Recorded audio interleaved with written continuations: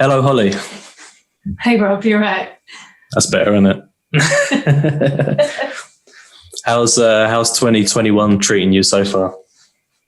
Well, so far I've got the children at home, and I love that. So I'm thankful that we've all been in good health so far. I know it's not been the same for lots of people, but I'm thankful for that, for good health and having more time with my children. I'm sure you're quite busy with it as well. Homeschooling. Yeah. Yeah, but on the news today, they said that schools might not open until middle of March, I think. Yeah, that's right, which I haven't told them yet. I only just found that out at dinner time, but I thought maybe we'll tell them tomorrow. Thought maybe not before bedtime. It might not be bedtime. Would they be excited about that or a bit upset about it?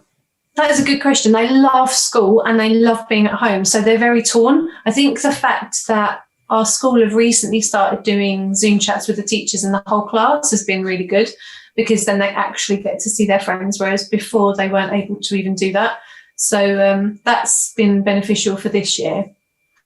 So it's not. It might not feel like as much of a blow as it could have been before. So hopefully they'll be okay with it. It's just for the parents. You become super busy, and having to deal with the children when they're normally at school. I know. I love it though, so I'm all right. It's a joy for me. I really love it, so I'm okay. That's a blessing in disguise, then, I suppose. Yeah, definitely. So on the podcast, the reason I like the podcast is because I get to learn about people as well.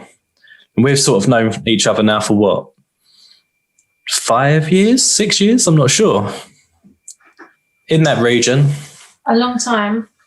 But there's probably still things that I don't know about. It's guaranteed. There's still things I don't know about you. And this is my opportunity and everybody else's opportunity to find out what Holly Blunderfield is all about. So let's start from what I normally start with. How did Holly come to... the very beginning. Exactly. She sings as well, everybody. How did you come to God? What's your story? Well, I'm umming and ahhing where to start with this, but I won't go all the way to the beginning. I think I'll start a little bit midway in with my mum had looked into other things, and when she was at a spiritualist, I don't know if she was at the church or if she was looking into it, reading about it, she felt a very clear voice say to her, go to a Christian church. They might not be the exact words because I'm not my mum, so I can't remember, so I do apologise. But she basically felt what she recognised later on as God saying, this isn't right, go elsewhere. And that was when I was 4, and my journey began then. And when I just always believed in God from that, I grew up in the church from that point on. And when I was a teenager, late teens, it was then that I had so many friends asking questions, how can you believe in God? You can't see him, or why does this bad stuff happen? And asking the classic, if you were to write down 20 top questions about God, what people would maybe say. And so I had responses, and I used the Bible to back up those responses. But I actually got to a point where I was on a Christian retreat in Bala, in Wales, Lake Bala. And I just said to God, please help me see through their eyes why they struggle to see you. I wanted to experience or understand why they couldn't believe, why it was so hard. And I'm not joking. It was actually a horrendous question to ask God of, because I then had a horrendous doubting period it wasn't for very long, but it felt like a lifetime. It was about 6 months. Mm-hmm. And I really struggled. And I was in a very dark place with God, but I still persisted to pray, because I knew that my life until then had been very confident in his existence, and I'd seen miracles, and I'd seen things happen, and I'd experienced stuff, and there was no reason to doubt, but I felt that feeling that they were feeling. And I got to a point where I was beyond myself and I was praying, and it felt like you were just praying and hitting a brick wall. It felt like there was no response. And I got to a point where I was like, God, I can't deal with this anymore. Please, I just want to know that you're real. And I was in Wales again. Actually, the first, when I originally said it to him, I was in Wales. And then the second time I was in Wales on another trip, and I was on this rock looking out at the lake.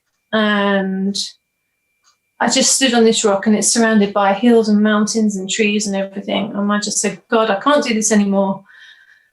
Please, please, please help me know that you're real. I need to know that you're real. I just can't go on doubting, or feeling this way and having these questions. Yeah. And he just said, here I am. And I just was looking at this creation before me. And it's such a vivid point in my life, because ever since then, a lot of my foundations, I guess, and my heart have brought me back. Whenever I've had a question, I just look out the window, or I just stand in creation, and it really roots me back and takes me back down to the foundation of God's. That's where the Bible begins, isn't it? It begins with his creation, and that's what I had to do.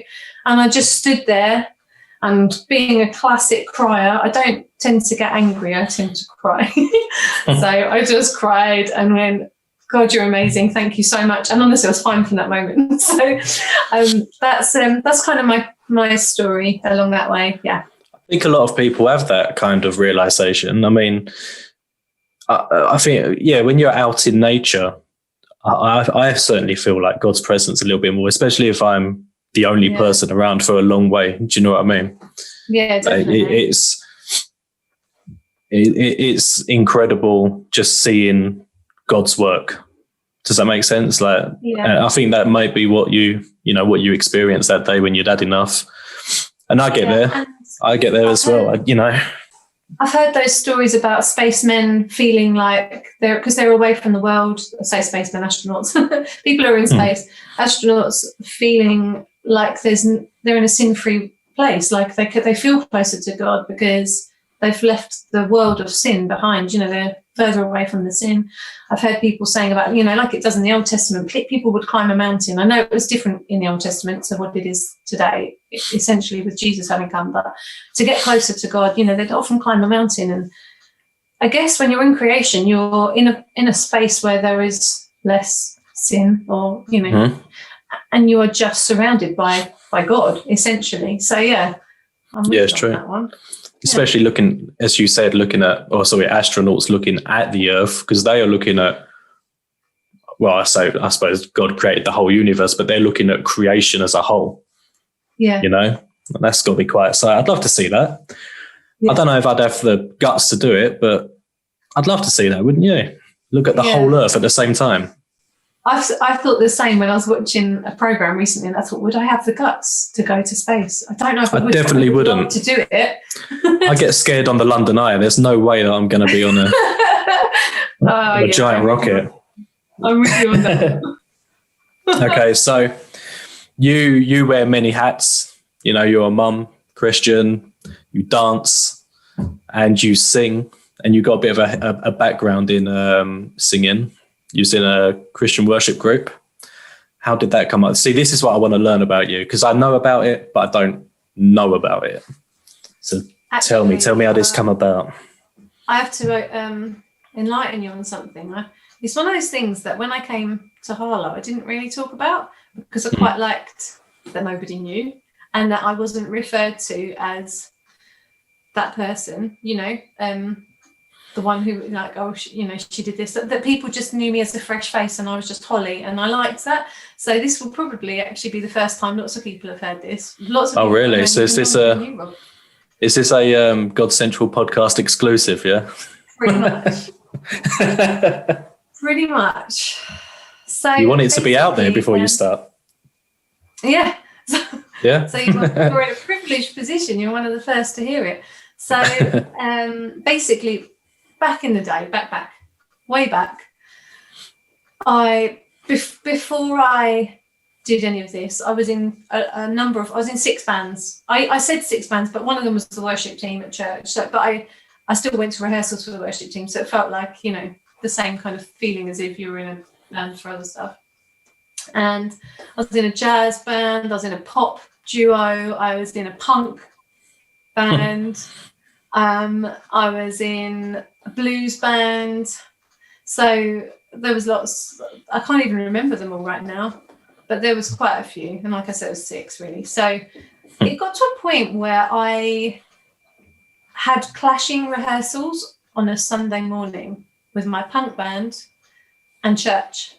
So I didn't go, and somebody didn't like that. And I essentially got kicked out of the band, much to everyone else's.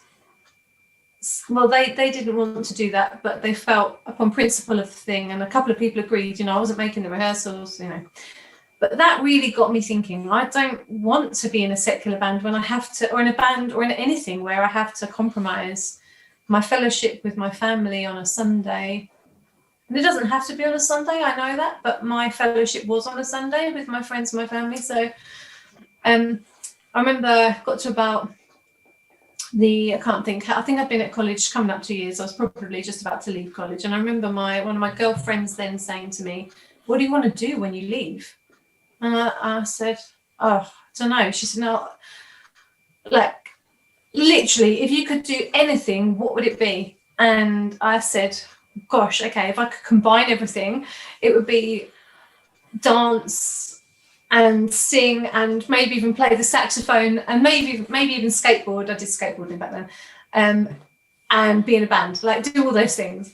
And I said, but I guess I can't play the saxophone and skateboard and sing at the same time. So let's squash it down to, I'd love to be in a sort of singing, dancing Christian group of sorts, that's what I'd like to do. She went, do it then. And this girl's not a Christian. She just said, do it then. And I was like, okay. Okay. So I hadn't thought anything. I didn't know how I was going to do it or what I was going to do. And I thought about setting something up in Portsmouth, which is where I grew up. I grew up on Hayling Island, which is a little island next to Portsmouth. And then it's got I'm probably not going to cut a long story short, but to kind of smudge a story down a little bit. My Christian union at college were going to Soul Survivor, which was the camp that was going at the time. My mum said, would you like to go? We didn't have much money. We'd grown up on benefits our whole lives, and it was literally a scrimp and a save every month and every week, I should say. And she couldn't really afford it. Well, she couldn't afford it, but she asked me if I wanted to go. She knew that it would be beneficial to my faith and my, that side of things. I said, no, I'm fine, thanks. It got to 2 weeks before, and I had this drive to go. I was like, God said to me, you need to go to Soul Survivor. I often look back on things and I was clearly God. I just had this overwhelming desire to go, and nothing had happened. I just suddenly wanted to go, and I knew I had to go. So I think that my nan actually paid for me to go, and I went. And when I arrived a day late. There was another reason that I didn't go, because I had a big dance competition on the first day of it. But I was like, why can't I go a day late? I can go a day late. So that's what I did. So I did the dance competition, and I went a day late. And as I arrived, some of the girls from my Christian union ran up to the car and went, Holly, they're doing auditions for a Christian band. And I was like, no. And so they went, you have to go. It's like in an hour. And so I literally basically went, bye, Mum, love you, and grabbed my bags, got out of the car, ran, just sort of started to prepare myself, because everyone else has probably got other stuff prepared. These were the days when you didn't have mobile phones and iPods and you can just slap a song on. You had to have a CD prepared or something, or just sing a cappella. So anyway, I went in and I did an a cappella audition and a dance audition, and they put people's names on the notice board. And that night, there was 3 names chosen. My name was on the notice board. What I didn't know was I knew they wanted 3 people for this band that they were auditioning for. What I didn't know was Soul Survivor runs for 3 to 4 weeks, and they'd done auditions every week. So I thought I'd got in, and then I found out I was shortlisted. So down to the final 9, I didn't hear anything for ages, and I was getting to the point where I was meant to go back to college. And I was thinking, I was doing a higher national diploma, so basically university at college. And I was like, do I apply for a new loan? Do I not apply? Am I going? Have I got this job? And it got to the point where I thought, I'll just give it to God. I won't apply for a new loan, and I'll just leave it as it is. And, and I got a phone call saying I didn't get it. Oh, okay. So I was quite disappointed. But when I was standing in the queue for those auditions, a girl called Ruth came around handing out flyers saying, if you don't get in this band, come and audition for our band. And I was like, where's that flyer? So I rummaged around, found the flyer, sorted out an audition, went to the audition, got the job.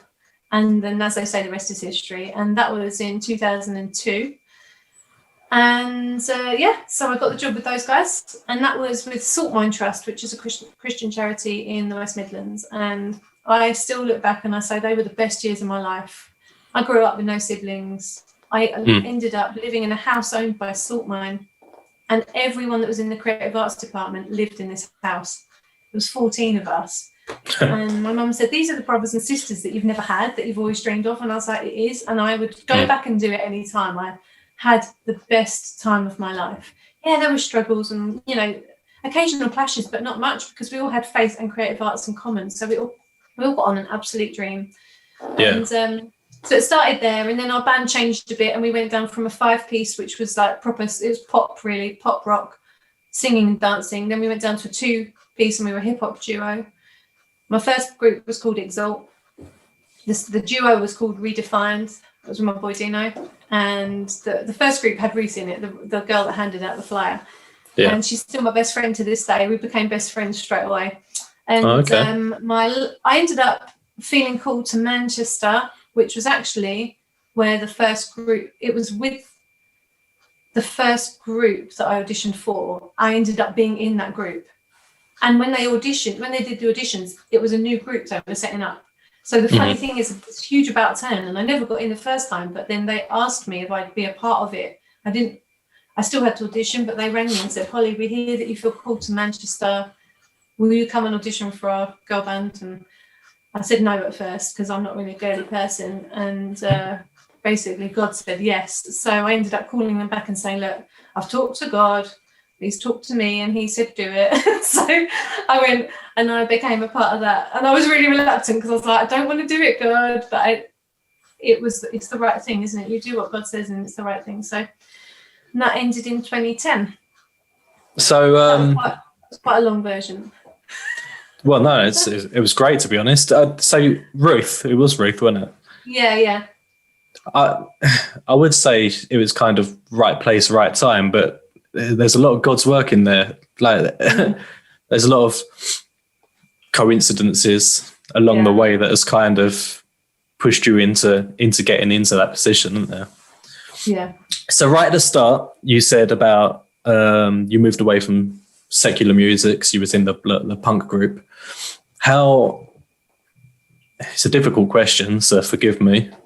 How do you feel about secular music now? Because it's something that I always struggle with. Like I listen to secular music, I enjoy it, but sometimes I think like it's a bit risky, isn't it? Do you know what I mean? Like the words I'm listening to, they're not really helping with my faith. Do you have a similar sort of struggle? Or? Yeah, I do actually, and I do listen to music, but I'm a bit of a. Sometimes I'm concerned it's the same level with TV. I think what goes in comes out. And it's a fine line. Is it ungodly to listen to things that aren't focused on him? Is it okay? And it's really hard. And just to give you an example of something I sometimes do, I was in a dance show. I'm always in dance shows. One of my dance shows that I was in, and I was singing in this dance show. So they had like a singing section where they did some music and stuff. And we were singing songs from a musical. I won't say any names because, just to keep it like that. And the song was inappropriate in the context it was written for. So it was a love song. Okay. And thankfully the words were fine. But I said no to some of it. I said, I'm not going to sing that song, and I'm not going to sing that song. I don't agree with what's in it. But the other ones, I basically stood on stage and I sang it to God as my love song. So I just took the words, they were exactly the same, and I just sang it to God. So I remember my sister-in-law, James's sister, coming out to me afterwards, and she went, you were singing to God in that show, weren't you? And I was like, I was. How did you know? She said, it was just different. I could tell that you were worshipping God and you weren't singing the words as another love song to just any stranger or whatever. So I do that sometimes, but I have to be honest with you, Rob, when like from teenage years until now, till I've had my daughter actually, she's always asking what that means, or like she'll tell me what a song means, and I think, how do you know that? She's very insightful. She's amazing actually. But then it made me realise how much I sing, how many secular songs I'll sing, and I don't even know what I'm saying, which is worrying. Yeah. And so it's really brought me back down to earth to make me stop before I do that. So I'm with you on that one. I really do feel like just need to listen to things a bit more. There's some things we actually do turn off or turn the radio over for. Yeah, it's definitely a struggle. I listen to music and autopilot. I'll be in the car having a little sing song, autopilot singing along to it, and then like, I think about the words I'm singing. I think like this ain't a good thing to be singing about. Do you know what I mean? It's not. No. Anyway, yeah, and same with TV. I enjoy TV. I'm a bit of a movie buff. I watch a lot of TV series. A lot of them are man films and stuff like that. So there's a bit of a bit of violence in there. And I do sometimes wonder, like, should I be shielding myself more, or is it how you respond to what you're listening to or what you're watching? Do you know what I mean? I wonder how much of a personal thing it is as opposed to everybody. Yeah. I'm with you. Yeah, I get that. I understand that. Maybe it is a personal thing. Yeah, I don't know. I mean, I think praying for protection would, in those things probably helps as well, doesn't it? Yeah.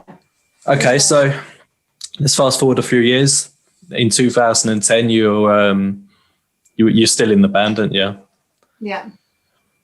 And then at what point do you, go into as much detail as you want, at what point do you come across James and then ultimately ended up being in Harlow in GodCentral? So I met him in 2007, and I was still in the West Midlands at this point. And it was only about 6 months before I went to Manchester. And basically, he proposed. I said yes. This is after a while, obviously. And we were wondering where to live. Now, I think most people know this, but we were long distance. So I was living in the West Midlands and then Manchester, but he was living in Braintree, which is in Essex. And I didn't feel the call or the pull to Braintree. He didn't feel a call or a pull to Manchester. So we were a bit stuck, but we said we need to make a decision because we're getting married, and we were getting married in the May in 2010. And he ended up saying, look, I've made a decision. He rang me one morning and said, I've made a decision. I'll come to Manchester. Then that's that. And I was like, okay, cool, brilliant. And after he got off the phone, I didn't really want to stay in Manchester, and he didn't really want to stay in Braintree either. So neither of us really wanted to be in either place. But it just didn't feel right. And I thought, I know he's made a decision, and I still felt it was wrong to say, I'll come to Braintree. Something wasn't right. About 3 days later, no, maybe even less, I think it was 2 days later, he rings me again and he says, there's a guy at my church called Ben, and he's planting a church in Harlow, and he's asked if we would be a part of setting it up. And when he said the word Harlow, it was like that part in the Bible where it says the baby was in Elizabeth's tummy and it jumped for joy. John jumped for joy when he saw Jesus coming in Mary's tummy as such, or knew that. And it was like that moment. I had those butterflies in my stomach, and I went, "That's it. That's where I've got to go." I've got tingles thinking about it now, and I just knew that Harlow was where we were going to be. I didn't even know where Harlow was.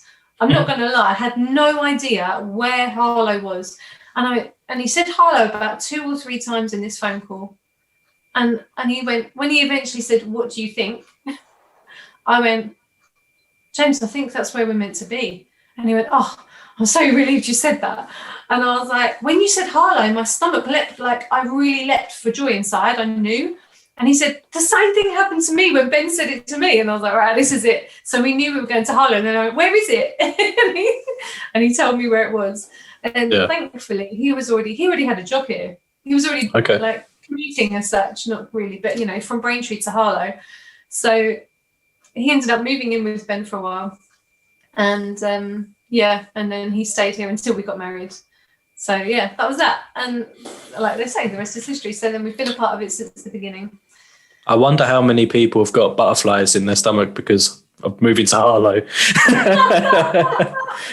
I should imagine there aren't many. There aren't many. No. I've been here since day one. Don't worry about it. I'm used to Harlow.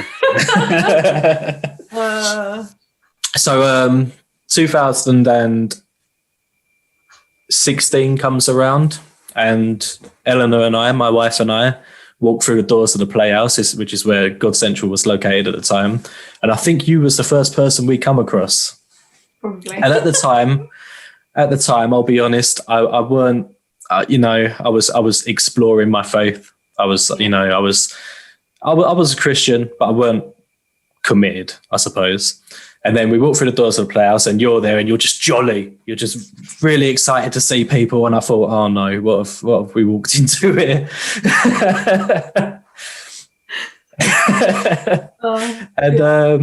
But to be honest with you, that left a good impression with us, because we had been to a local Church of England church before that, and it weren't our environment. We were there for a long time, but didn't really fit in. It was a much older crowd, as it were. You know, there wasn't much community stuff outside of the church service itself. So when we walked in and everybody's talking to each other, everybody's friendly, you know, that was important to us. Like, you instantly feel included. And that brings me on to what I want to ask you next, really. Like, one of the things I know you for, and a lot of people probably know you for, is you're approachable. People talk to you. You know, you seem to have a heart for other people.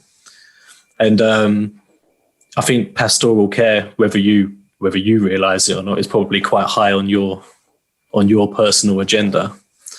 How do you think, or how important do you think pastoral care is within the church community as a whole? Probably say, after learning about God, you know, and putting Jesus first as such, it's right up there, you know. That's what Jesus did. I mean, so when I went to get my Bible earlier, it was to find, you know, Jesus, basically when he commissions, well, he's talking to Simon Peter, isn't he? And he's saying, you know, do you love me? But then he eventually says, well, all the way through that, he's basically saying, take care of my sheep, you know, look after these people. And I think it's interesting, really, because I was an only child. I know other people that have been an only child and they've loved it, but it wasn't me. I am such a social person. I love people, and it's actually a real blessing that you, like what you said about me, Rob. Thank you. I do appreciate that. That's all right. Is this all true? I don't know what it is, but I just have this. I genuinely believe it's a God love for people, because I particularly, so I hope no one takes offense to this, I actually especially love to love people that are hard to love. I get a real joy out of it. And I'm not saying it's easy, because it's actually quite often difficult, and I actually often have to sacrifice quite a lot to do that. And that's I don't mean that in a, you know, kind of bigging myself up way. I'm just saying it's not easy to do that for me. I might love it, but it doesn't mean it's easy. It's still really hard, you know.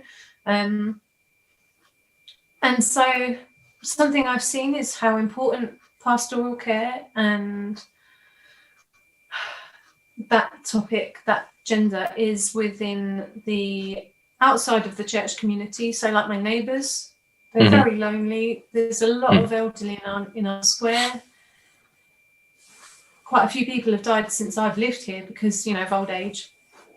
And there's a lot of widows and widowers in the square, and we spend time with them. And there's one lady that wasn't able to have children, and she's 80. and she sees me as her daughter, and she sees our children as her grandchildren, because we spend time with her. And obviously it's hard at the moment, but we still do. We'll meet up in the square outside and just talk, and the kids will play. And I think that's outside of the church community. And God commissioned us, Jesus commissioned us to take care of his sheep as such. And I think that comes first within the church community, which then spreads out to outdoor. I think it starts first within the church, and then it goes out from there. And if I don't look after, like, as Jesus says, I was at the door knocking and you fed me, you clothed me. If I can't do that for him, for my own brother, my own sister within the church, then how can I do that for anyone else? And so, or how can I teach them to do that for anyone else? So I feel it's vital. And like the likes of you, when you came, if you're not made to feel welcome, you probably would be somewhere else right now, And it's a good chance. And no one says hi, and you don't feel loved or looked after, you possibly wouldn't have come back to that kind of atmosphere. And I just think it's really important. And I think it's not just when people start, but it's all the way through. You keep that pastoral care going. Yeah, of course. Yeah, otherwise, I think I have had comments before where people have thankfully told me, which has hopefully changed me a little bit. They'll say, "Oh, you were wonderful at the start. You welcomed me. You made me feel amazing. Like, you made me feel like a part of this church family. Not necessarily in this church. I'm talking, way back. Maybe in this church as well. I don't know. And then it drizzled off. And then I saw you doing the same thing for other new people that came in. And I thought, that's terrible, Holly. How dare you? I can't just welcome people and then look after them and then move on to the next one. That's awful. So you was like you was like the net, bringing people in. Yeah, you have to keep that going. And at least if you can't carry on looking after them, it's helping them find others, and introducing them to others, and so that we as a family can all nurture everyone. So anyway, that's it is high on my list. I think it's also I think it's very important within the church as well. I mean, I know I've got quite a close circle of friends now within the church that I've got friends outside of church, but the ones in church help me to remain faithful and help me to, like, I will be challenged if I say something that isn't quite how I should be thinking. A friend in church will say to me, "You need to reevaluate what you've just said there, Rob," and that's a friend of mine. Do you know what I mean? Yeah. So I think friends within church or friendship groups within church is powerful for your own relationship with God as well. Yeah, definitely. And again, before I come to GodCentral, I was probably a lot more, I'm not saying I'm perfect, I'm far from it, but I would have been a lot more self-centered. I wouldn't really have, thought about others' needs before my own. Now, I mean, part of the reason for this podcast, I've been pushing for it for a while, to be honest with you. I've been asking if I can do one for a little while. But I think now is the best time for it because people are at home and there are people that are lonely at home.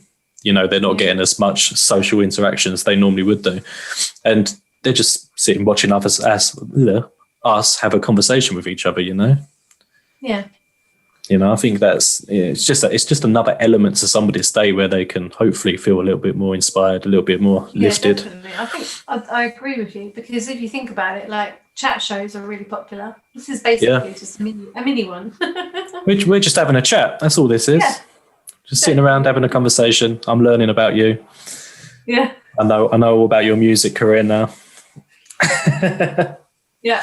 So going forward, 2021. Now, I'm not going to allow COVID-free because obviously we all want to be COVID-free. What are your hopes for 2021? I'm going to read them out because I think it made a list. Yeah, it's only a short list, so I'm not going to talk as much as I have already.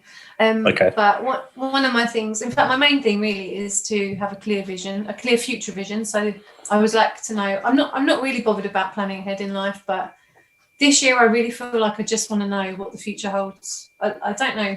Maybe it is the way that the last year has been that's made me feel like that.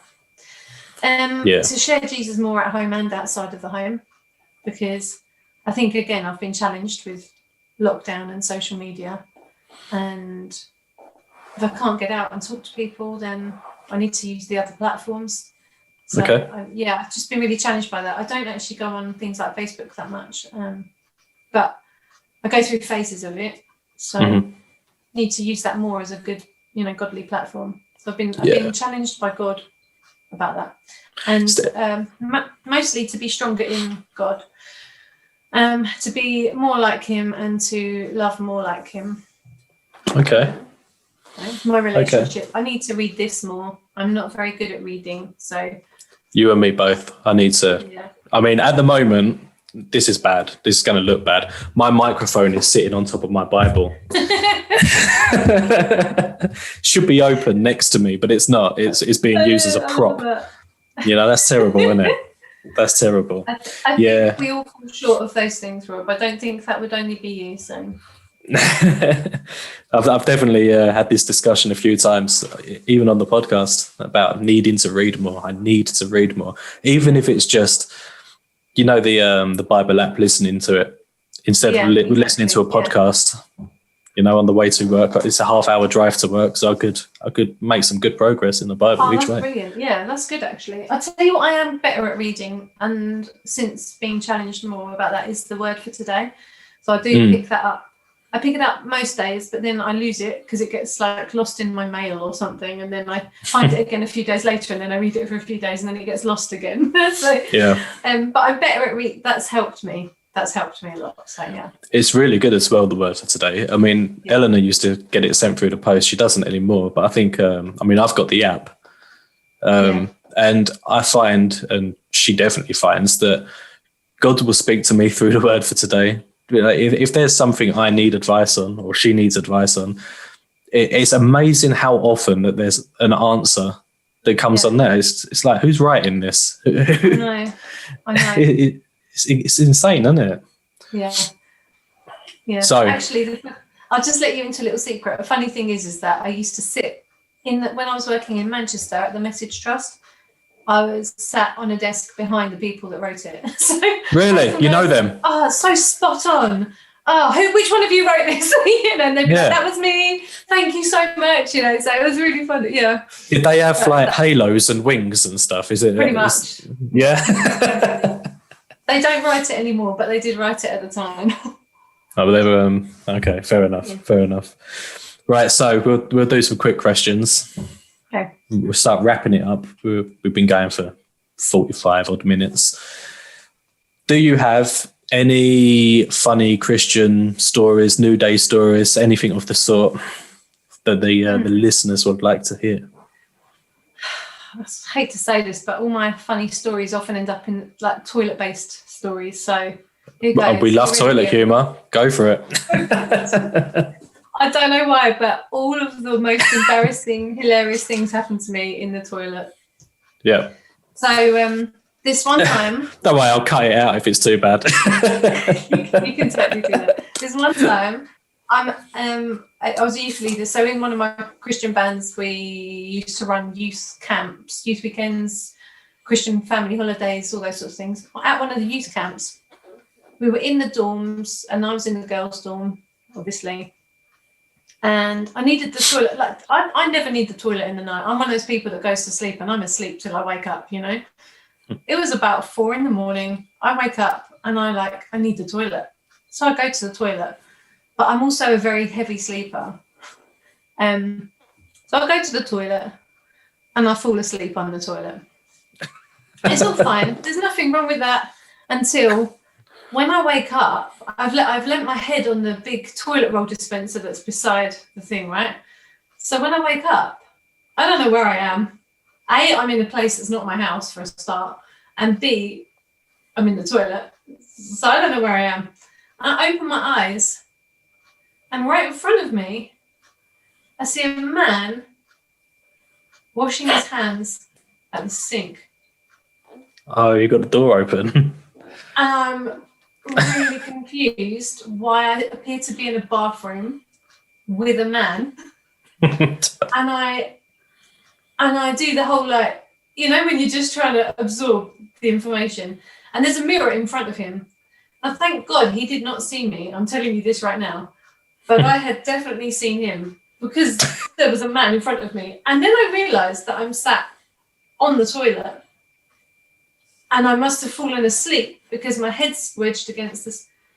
And actually what had happened was the whole of the side of, you know, the cheap toilets that are like screwed together with, it was not locked in at the bottom. So the whole of the side panel had come away like that. It was hanging on at the top. And I just really slowly, when I realised what had happened, and I just put myself back. That's embarrassing. I do have another toilet. I've got so many toilet ones. Can I share one more toilet one, Rob? You can cut them Go for if it. you want. Go for it.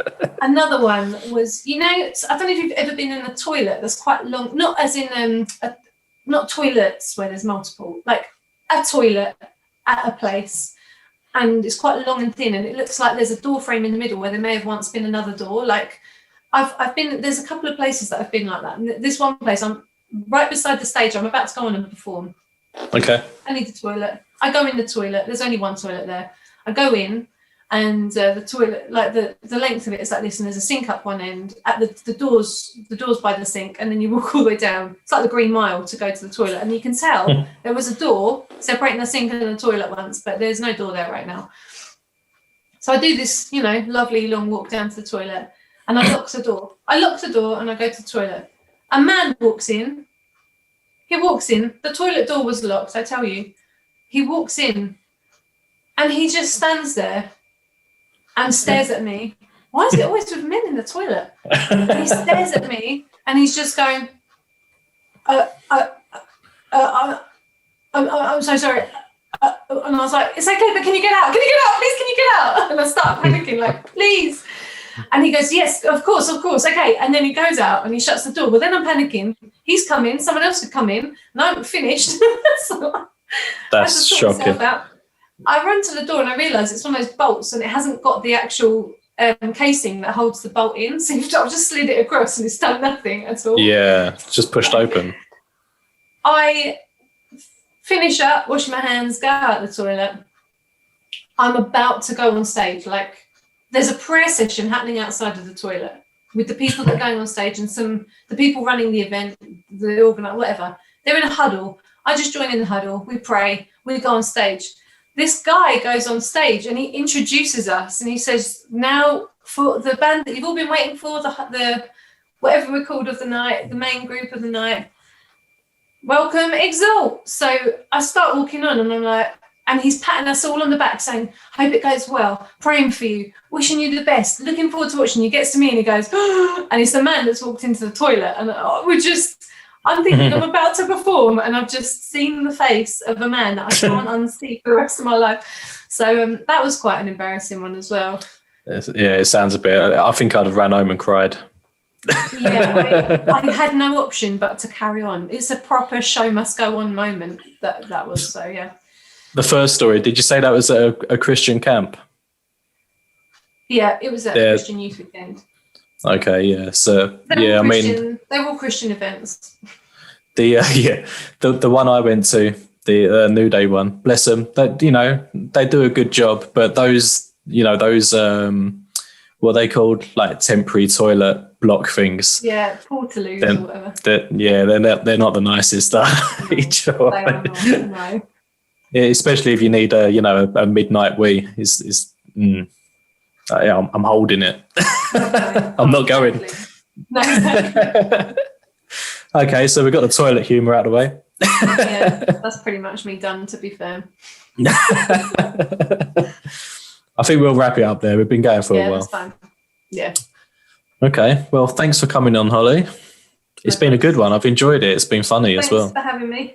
No, that's fine. That's fine. We've got an exclusive. Like I said, I've managed to get your backstory out of you. Yeah, no one else knows that yet. Well, I'm sure there are people along the way that do know, but not many people. Well, I'm honoured that you've shared it on here. Oh, no problems. And for everyone watching, remember to like, comment, and subscribe, and we'll see you soon. See you soon.